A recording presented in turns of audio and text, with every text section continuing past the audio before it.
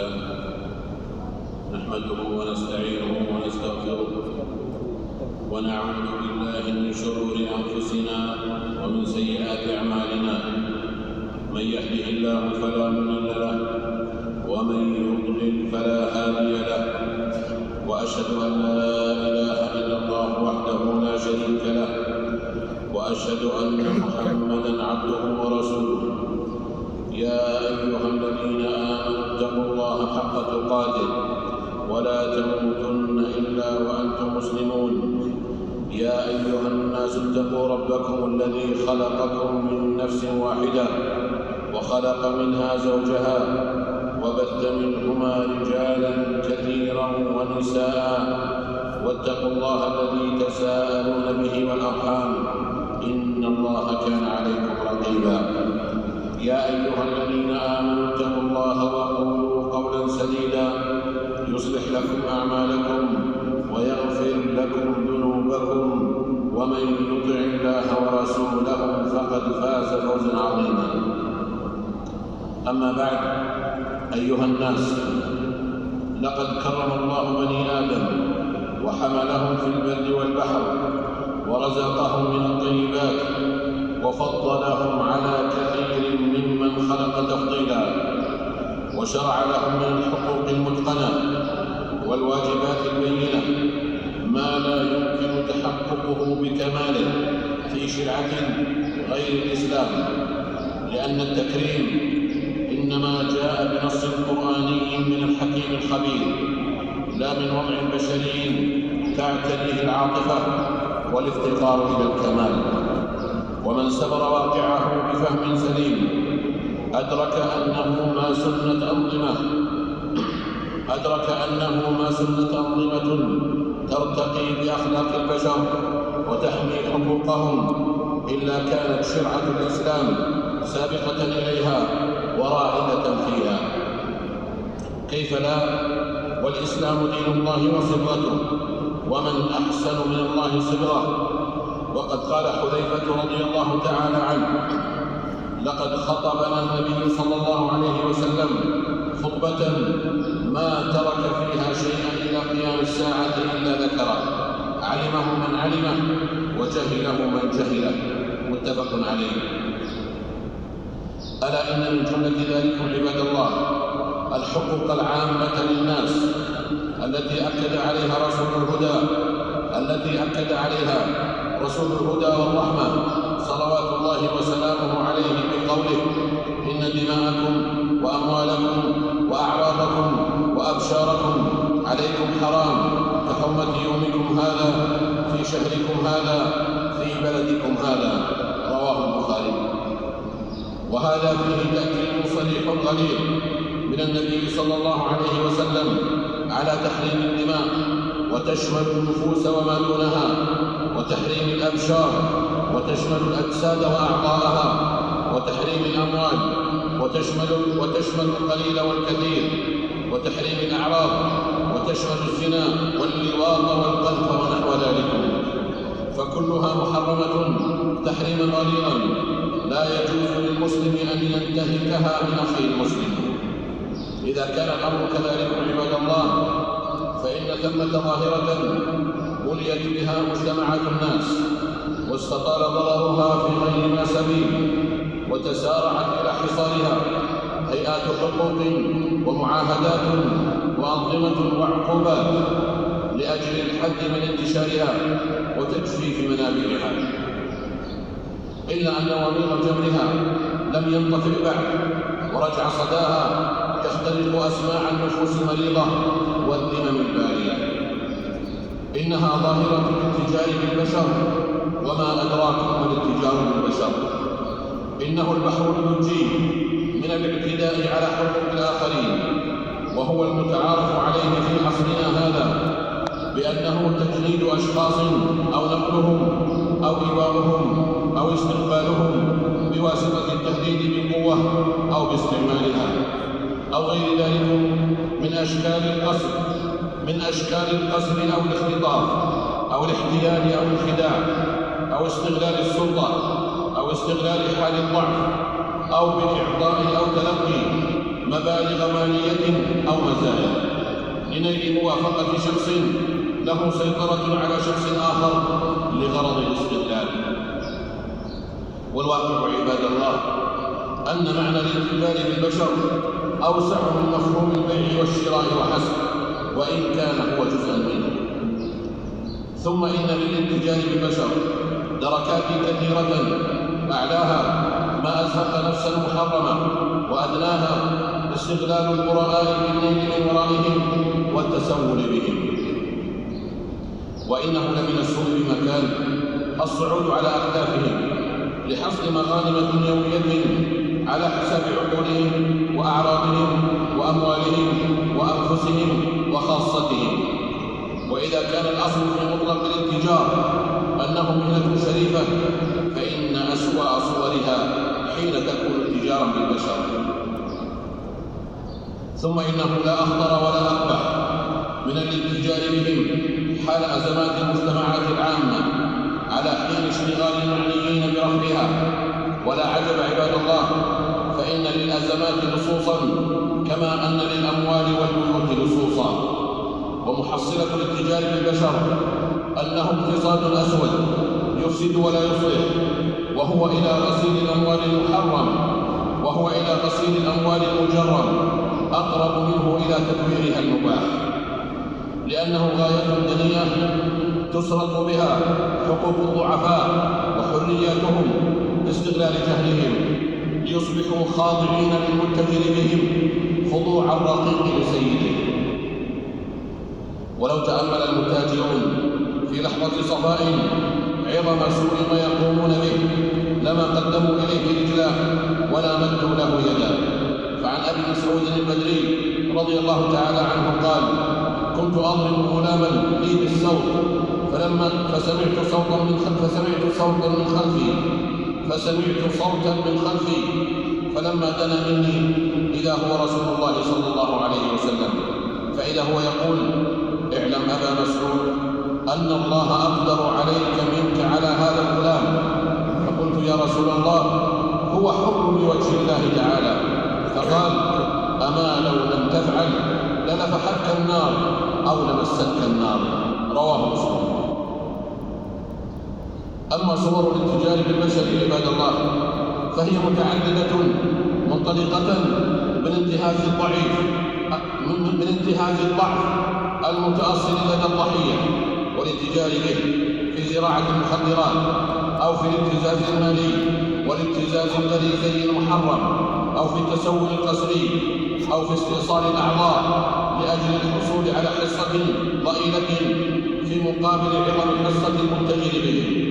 هذا إن لم تنلهم عقوبات قاسية من قبل المتجر بهم حال ضعف أدائهم. وقولوا مثل ذلكم في الاتجار لأغراض العمل القسري، فإن ضحايا هذا الصنف كثر من العمالات الوافدة إلى المجتمعات التي يتم بها التستر على مخالفاتهم النظامية للتكسب من ورائهم. يضاف إلى ذلك قضايا التهجير التي يقررون بها الضعفاء، حيث تجذبهم وعود مغرية تحملهم على الهجرة من بلدانهم إلى البلدان الموعود بها، فتبدأ حينها صور المغامرات والخوف والتردد حتى الوصول إلى المكان المبتغى بعد دفعه للمتجر به قيمة مروره المخالف لأنظمة الحدود المتبعة.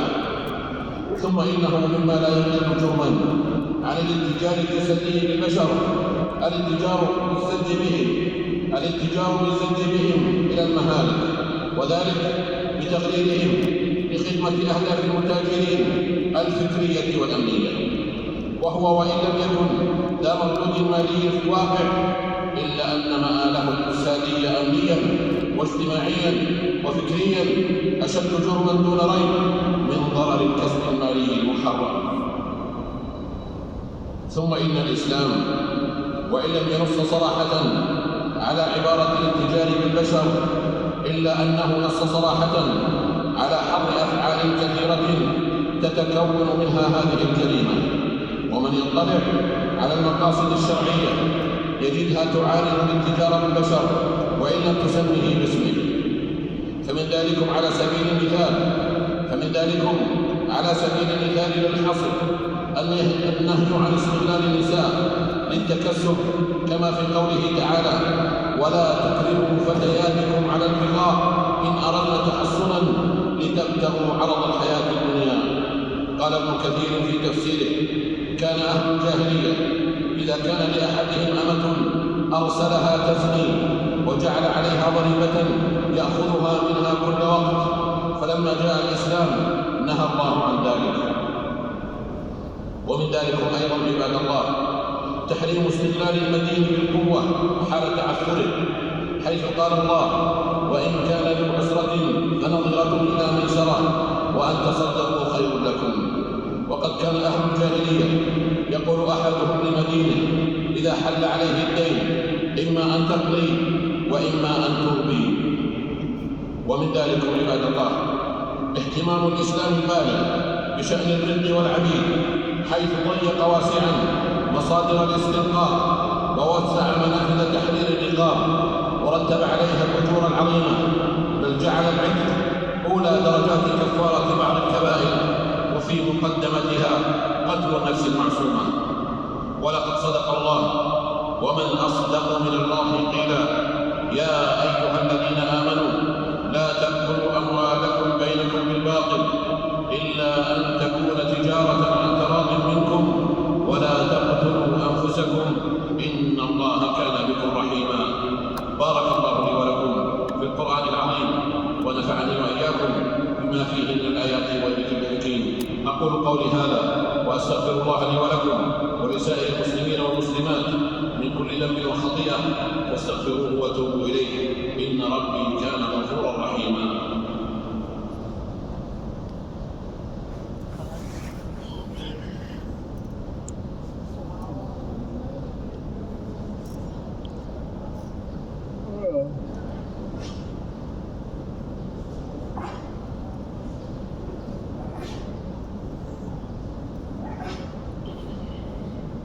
الحمد لله وحده، والصلاة والسلام على من لا نبي بعده. أما بعد، فاتقوا الله عباد الله، واعلموا أنه يجب على العموم حكومات وهيئات حقوق وجماعات وأفرادا أن يضيقوا الخناق على المتاجرين بالبشر، وأن يحصروهم ويستبينوا سبيلهم ويقعدوا لهم كل مرصد، فأولئك هم المتسلقون على أكتاف الضعفاء المستضيفون باحتراقهم المستغنون بفقرهم. حذار من التعاون معهم أو السكوت عن جرائمهم، فإن ذلك من التعاون على الإثم والعدوان وأكل أموال الناس بالباطل.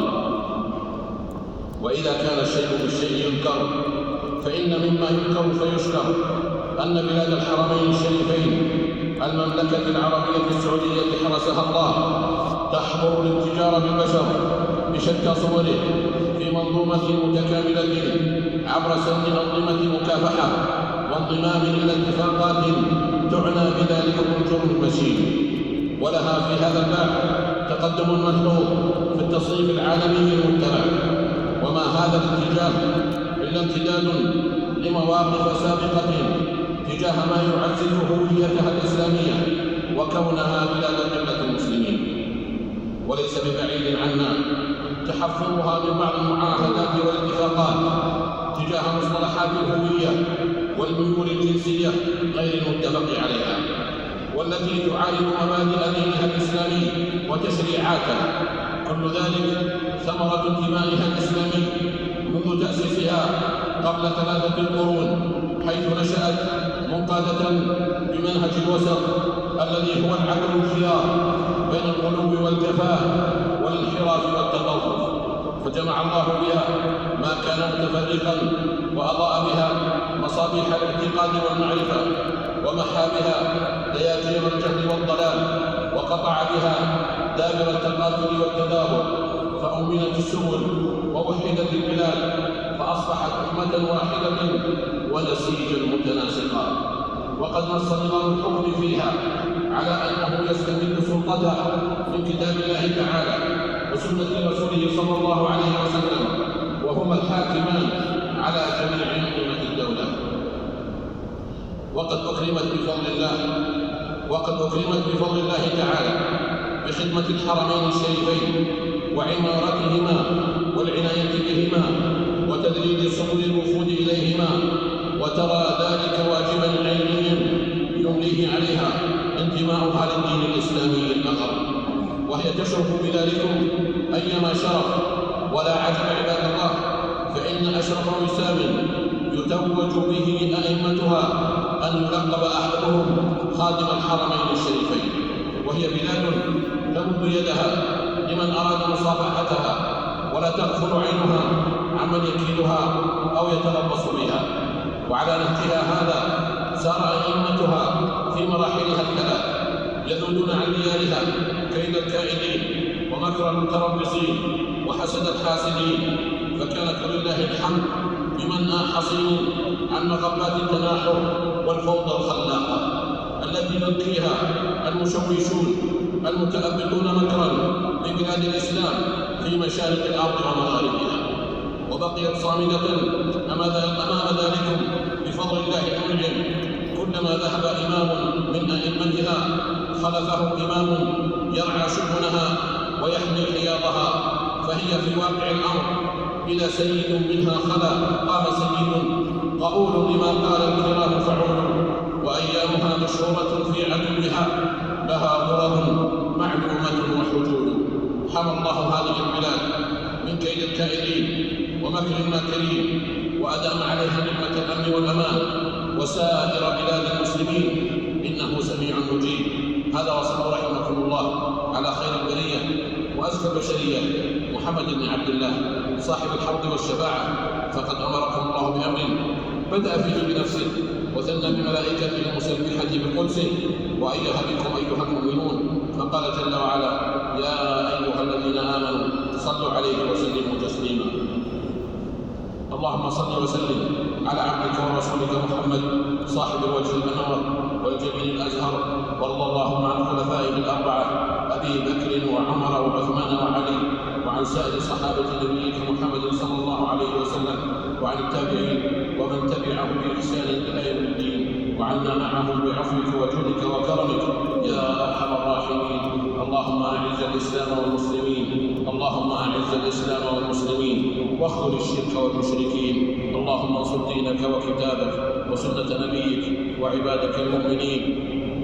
اللهم فرج هم المهمومين من المسلمين ونفس كرب المكروبين واقض الدين عن المدينين واشف مرضانا ومرضى المسلمين برحمتك يا أرحم الراحمين. اللهم آمنا في أوطاننا وأصلح أئمتنا وولاة أمورنا، واجعل ولايتنا في من خافك واتقاك واتبع رضاك يا رب العالمين. اللهم وفق ولي أمرنا لما تحبه وترضاه من الأقوال والأعمال يا حي يا قيوم. اللهم أصلح له بطانته يا ذا الجلال والإكرام. اللهم وفقه وولي عهده لما فيه صلاح البلاد والعباد. اللهم أنت الله لا إله إلا أنت الغني ونحن الفقراء. أنزل علينا الغيث ولا تجعلنا من القانطين. اللهم أنزل علينا الغيث ولا تجعلنا من القانطين. اللهم أنزل علينا الغيث ولا تجعلنا من القانطين. اللهم لا تحرمنا خير ما عندك بشر ما عندنا يا ذا الجلال والإكرام. ربنا آتنا في الدنيا حسنة وفي الآخرة حسنة وقنا عذاب النار. عباد الله، اذكروا الله العظيم الجليل يذكركم واشكروه على آلائه ونعمه يزدكم ولذكر الله أكبر والله يعلم ما تصنعون. الله